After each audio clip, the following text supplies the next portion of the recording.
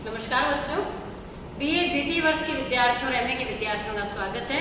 बच्चों, बिहारी सतसई जो हम पूरी कर चुके हैं हमारे व्याख्या खंड, उसमें एक बड़ा प्रश्न बनता है आपके कि बिहारी की सतसई में त्रिवेणी प्रवाहित हुई है। त्रिवेणी मतलब तीन धाराएं, जैसे गंगा, यमुना और सरस्वती। ठीक ऐसे ही बिहारी की जो सतसई है उसके जो दोहे हैं, उन दोहों में श्रृंगार है, भक्ति है और नीति है। श्रृंगार रस की धारा है जिसमें श्रृंगार के दो भेद हैं, संयोग और वियोग। श्रृंगार रस की धारा में बच्चों जहाँ प्रकृति का चित्रण है, जहाँ नायक और नायिका और श्री कृष्ण के सौंदर्य का वर्णन है, जहाँ दोनों के मिलन के चित्र हैं और जहाँ दोनों के बिछुड़ने के चित्र हैं, वहाँ श्रृंगार रस है। और जहाँ बच्चों भगवान के प्रति अपनी भक्ति का भाव व्यक्त हुआ है, परमात्मा से, भगवान से, कृष्ण से जहाँ पुकार की है कवि ने, वहाँ भक्ति भावना है। और संसार की रीति, नीति और व्यवहार के बारे में जहाँ जहाँ कवि ने बात की है, वहाँ बच्चों नीति की बात है। तो जो आपके पाठ्यक्रम में दोहे हैं, मैं उनके उदाहरणों के माध्यम से आपको समझाऊंगी। आप उन दोहों को याद कर ले।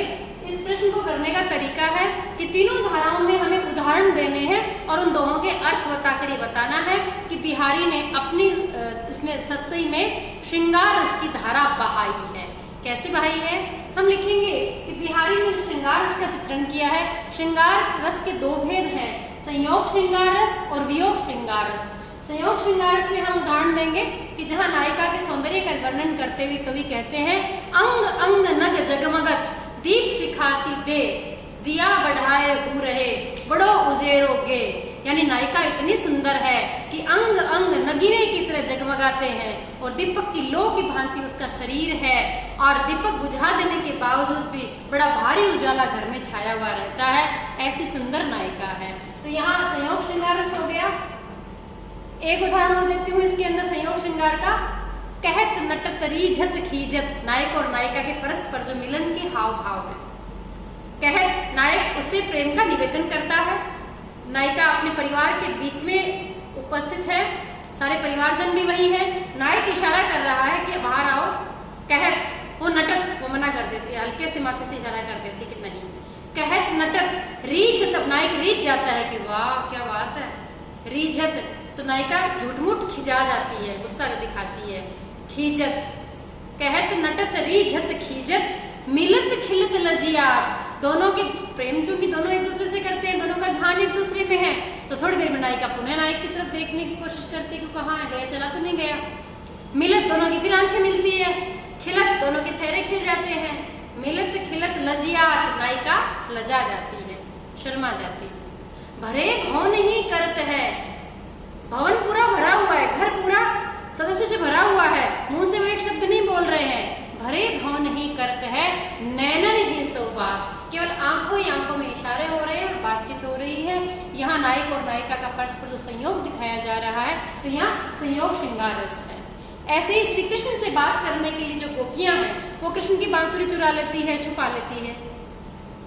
उस दोहे का उदाहरण दे सकते हैं आप इसमें कि बतरस लालच लाल की मुरली घड़ी लुकाए, सोह करे भोहनी हंसे, देन करे नट जाए। कृष्ण की बातों के रस के लालच में बांसुरी छुपा कर रख रखी है। कृष्ण कहते हैं मेरी बांसुरी दे दो तो सौगंध खा जाती, लला तेरी सो, लला उसकी सो, सौगंध खा जाती है। कृष्ण विश्वास करके जाने को होते हैं तो तुरंत भौहें नचा देती है, हंस देती है। तो कृष्ण को पुनः शक हो जाता है कि बांसुरी तो इनके पास ही है। और देन करे नट जाए, तो कृष्ण कहते मेरी बांसुरी दे दो, वो मना कर देती है, नहीं देंगे।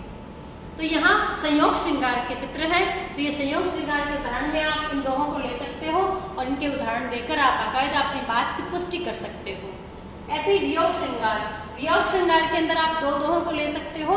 एक दोहा है आपके पाठ्यक्रम में ही, इत आवती चली जात उत, चली 6-7 तक हाथ, चढ़ी हिंडोरे सी रहे, लगे उसासन उसात। मतलब नायक के वियोग में नायिका इतनी दुबली हो गई है कि वो सांस भी लेती है ना, तो सांस को जब खींचती है तो 6-7 हाथ पीछे, और सांस छोड़ती है तो 6-7 हाथ वो आगे। इस तरह से उसका शरीर डोलता है, हिंडोले पर चढ़ी हुई सी महसूस होती है। तो जब वो निश्वास छोड़ती है तो यानी वियोग के अंदर उसकी ये स्थिति हो रही है। तो यहाँ वियोग श्रृंगार रस का उदाहरण है। और दूसरा हम ले सकते हैं कि नायिका कहती है, ने हन नैनन को कछु उपजी बड़ी बलाय, नीर भरे नित प्रति रहे तब उन्हें प्यास बुझाए। आंखें हमेशा, पता नहीं इन आंखों को कोई रोग हो गया है, मुझे तो लगता है कि प्रेम नहीं है, नहीं है ना, ये प्रेम नहीं है। इन आंखों को तो कोई बहुत बड़ी बला उत्पन्न हो गई, कोई बड़ा भारी रोग उत्पन्न हो गया है कि हमेशा वियोग में आंसू बहाती रहती है, निरंतर जल बहाती रहती है, लेकिन फिर भी हृदय की प्यास नहीं मिटती। यानी नायक से मिलन की जो प्यास है, जो इच्छा है, जो नायक को देखने की, दर्शन की जो इच्छा है, वो खत्म नहीं होती है, वो इच्छा, वो प्यास नहीं बुझती है इस जल से। तो यहाँ हम देखते हैं कि वियोग श्रृंगार इसका वो सुंदर चित्रण जो है बिहारी ने किया है। तो बच्चों हमें प्रश्न के उत्तर में बाकायदा पहला बिंदु लेके उसके 2 बिंदु देके इन जो अपने दोहे हैं उनके उदाहरण देके, उनका अर्थ देके फिर अपनी बात की पुष्टि करनी है। दूसरा बिंदु है हमारा भक्ति धारा, कि सत्सई के अंदर बिहारी की भक्ति भावना को हम देख सकते हैं। पहला ही दोहा जो मंगलाचरण का है, मेरी भव बाधा हरो राधा नागरी सोय, जातन की झाई परे श्याम हरि दुति होय। राधा रानी से प्रार्थना की है कि मैं जो कार्य करने जा रहा हूँ मंगलाचरण के रूप में वो पूरा हो जाए, उसमें सांसारिक बाधाएं नहीं आए। और उस राधा की बहुत सुंदर प्रशंसा करते हुए कहा है, वो गौरी राधा जिसकी छवि जब कृष्ण पे पड़ती है तो कृष्ण हरे रंग के दिखाई देते हैं, वो सुंदर राधा, वो प्रेम जिसको भगवान कृष्ण बहुत प्रेम करते हैं, वो राधा जिसको देखते ही कृष्ण हरे भरे हो जाते हैं। और वो भक्त वत्सल राधा जिनकी एक छवि पा लेते ही भक्त के सारे जो पाप हैं वो दूर हो जाते हैं। तो उन राधा रानी से प्रार्थना की है। तो अपने आराध्य से प्रार्थना, तो वहां हमें भक्ति नजर आ रही है। एक भक्ति का दोहा ले सकते हो जहाँ कवि कहते हैं, दीर्घ सांस न ले दुख सुख साई नहीं भूल, दई दई क्यों करत है दई दई सो कबूल। दुख में लंबी सांसें मत ले और सुख में भगवान को मत भूल, यह भक्ति भावना है। हाय देव हे भगवान क्यों करता रहता है, जो जो भगवान ने दिया है उसको तो स्वीकार कर। तो यहाँ पर भगवान के जो अस्तित्व को स्वीकार करने की बात कही गई है, उनके महत्व को स्वीकार करने की बात कही गई है। और एक जगह कहते, दूसरा एक दोहा ले सकते हो, तौ लगी या मन सदन में हरि आवे की बाट। मतलब तब तक इस हृदय रूपी घर में भगवान नहीं आ सकते जब तक कि कपट के कपाट, कपट के किवाड़ बड़े मजबूती से जड़े हुए हैं। जब तक हृदय में कपट भरा हुआ है तब तक भगवान तुम्हारे हृदय में नहीं आ सकता। एक स्थान पर वो कहते हैं, कब को टेरत दीनरट, हे भगवान मैं कब से आपको पुकार रहा हूँ, होत न श्याम सहाय, लेकिन भगवान आपकी सहायता ही नहीं करते। तुम हूँ लागे जगत गुरु जगनायक जगबाई, तुम जगत के गुरु होकर भी तुम्हें संसार की हवा लग गई है। मुहावरे का प्रयोग किया है, संसार की हवा लगना, यानी भगवान को उलाहना दिया है, भगवान को अपना माना है। तो अपना माना जब तो उलाहना दिया है, तो यहाँ हम भक्ति भावना देख सकते हैं कि उद्धार की कामना के लिए वो पुकार रहे हैं। एक स्थान पे वो लिखते हैं कि या अनुरागी चित्त की गति समझे नहीं कोई, कि इस प्रेमी मन की दशा को कोई नहीं समझता। ज्यों ज्यों बूढ़े श्याम रंग त्यों त्यों उज्जवल होए, जैसे जैसे ये कृष्ण की भक्ति में रंगता हुआ चला जाता है, वैसे वैसे ये और भी उज्जवल से उज्जवलतम होता जा रहा है, निखर रहा है, गुणों से युक्त हो रहा है, अवगुण दूर हो रहे हैं। यानी भगवान की जो भक्ति है वो इतनी निर्मल है और वो इतनी तेजस्वी और प्रतापी है कि उस भक्ति के रस में डूबने से जो अनुरागी चित्त मन में जब प्रेम हो जाता है भगवान से, तो निश्चित रूप से हमारा जीवन संवर जाता है। तो ये भक्ति की भावधारा है। 4-5 दोहे आप तैयार कर लो और उनके अर्थ भावार्थ तैयार कर लो और अपनी बात की पुष्टि कर दो। इस प्रकार से हम देखते हैं कि बिहारी सत्संग में बिहारी ने भक्ति की धारा को बड़े सुंदर तरीके से बहाया। तीसरी विशेषता है नीति का विवेचन।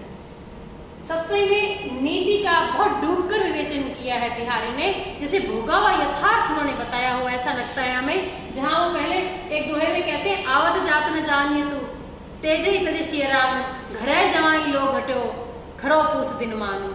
वे पोष के महीने के दिन की अवधि और सूर्य की शीतलता के उदाहरण से घर जमाई का मान कैसे घट जाता है उसका बहुत सुंदर विवेचन किया है कि संसार का ये व्यवहार है। कभी कभार आता है जब दामाद तो उसकी बहुत आवभगत होती है, बहुत इज्जत और सम्मान दिया जाता है, कब आए जमाई कब गए भी पता चलता है। लेकिन जब वो घर जमाई बन जाता है, घर में रहने लग जाता है ससुराल में, तब उसकी इज्जत और कद्र बिल्कुल खत्म हो जाती है। फिर एक नीति की बात बताई है कि संसार के अंदर धतूरे से भी ज्यादा सोना, कनक कनकते सुगुनी मादकता अधिकार, या खाए बोराए जगवा पाए बोराए। सोना धतूरा तो खाने से व्यक्ति पागल होता है, कनक लेकिन सोना तो प्राप्त करते ही व्यक्ति पागल हो जाता है, यानी पैसा पास में आते ही व्यक्ति को भयंकर अभिमान और अहम हो जाता है और वो किसी को कुछ नहीं गिनता है फिर। तो ये नीति की बात बताई है।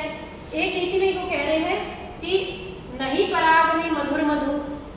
राजा जयसिंह को चेताने के लिए जो पर्ची में दोहा लिखकर भेजा था वो भी नीति का ही दोहा है कि नहीं पराग नहीं मधुर मधु, नहीं विकास यही काल, अली कली ही सो बंध्यो आगे कौन हवार। अभी तो ये फूल खिला ही नहीं है, इसमें मकरंद भी नहीं आया है, इसमें पूरा रस भी नहीं आया है। भंवरा यदि अभी से कली से बंध जाएगा तो जब ये कली खिलकर फूल बनेगा तो भंवरे का क्या हाल होगा। और अन्य उक्ति के माध्यम से राजा को समझा दिया। तो ये क्या था, नीति की बात थी। ऐसे ही नीति के बाद उन्होंने जब मान सिंह जा रहे थे शिवाजी के विरुद्ध लड़ने के लिए अकबर के हाथों, अकबर के आधिपत्य में रहकर उनसे जब लड़ने जा रहे थे तब उन्होंने ये चेताया कि स्वार्थ सुकृत श्रम वृथा, देख विहंग विचारी, बाज पराए पानी पर पच्छिन न मानी। ना इसमें तरह कोई स्वार्थ है, ना कोई सुंदर पुनीत कार्य विपुण्य का कार्य कर रहे हैं संसार के लिए, संसार लाभान्वित होगा। न स्वार्थ सुकृत न श्रम वृथा, परिश्रम भी तेरा बेकार ही जाएगा। देख विहंग विचारी अन्योक्ति है, पक्षी के माध्यम से समझाया है कि अरे पक्षी तू विचार कर देख, बाज पराए पानी पर, अरे बाज तो पराए हाथों में पड़कर पर पक्षियों न मार, तुम अपनी स्वजाति के पक्षियों को मत मार। यानी तुम भारत देश के हिंदू राजा होकर अपने ही देश के हिंदू राजा को मारने जा रहे हो, पराए अकबर जैसे मुगल के हाथों में पड़कर तुम करने क्या जा रहे हो। बहुत सुंदर नीति का विवेचन जो है सतसई के अंदर हुआ है और कहते हैं कि फिर मान सिंह ने विचार त्याग दिया था। तो बच्चों, बिहारी ने अपने सतसई के अंदर वास्तव में त्रिवेणी बहाई है, भक्ति श्रृंगार और नीति की धाराएं प्रवाहित की है। धन्यवाद।